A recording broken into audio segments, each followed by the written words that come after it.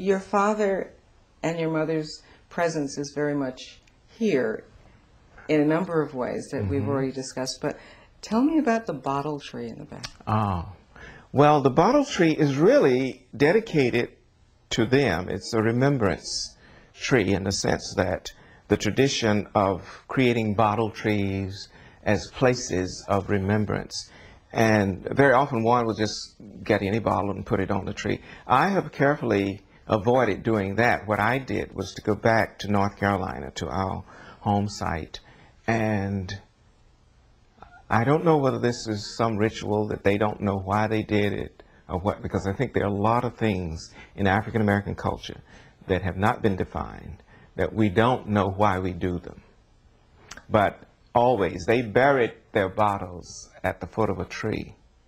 Now, the interesting thing is, the closest thing you can compare it to is a shrine in West Africa in which objects are brought to a particular place, sometimes at a tree, sometimes at a built structure and what have you. And there is a professor at Yale, Dr. Robert Ferris Thompson, who has traced those survivals, those lineages, but I'm not an expert on it. But I can surmise that somewhere along the line, this thing was passed on to them. Don't just throw the bottles out there any place. Take them there and bury them. And so I knew where these bottles were. So when I went home back in the 80s, my mother was still alive, I got her permission. I said, can I go and dig up some of those bottles down at the hickory nut tree? She said, oh, sure, you know. And there were the blue milk of magnesia bottles from the 40s, the 50s, the Alka-Seltzer bottles. There were Coca-Cola bottles with the city stamped on them. They don't do that anymore. They're like collectibles to themselves.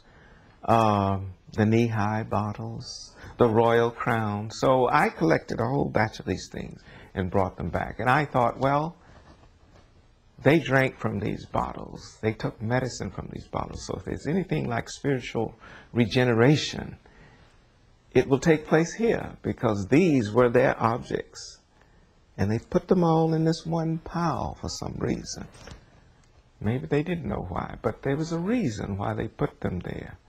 And so that bottle tree is made from those bottles. Now, I violated a little the principle because I wanted a little color. So I added a few green bottles, which are beer bottles. My father would not have approved of that because he didn't drink beer. But I thought, okay, you won't mind if I give you a little color.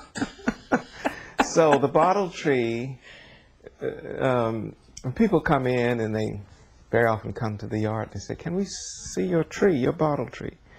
I say, yes, but it's interesting that sometimes they'll ask, well, now tell us about it. And I say, well, it's a spirit catcher. And they take off, you know, they don't want to get involved with anything catching spirits.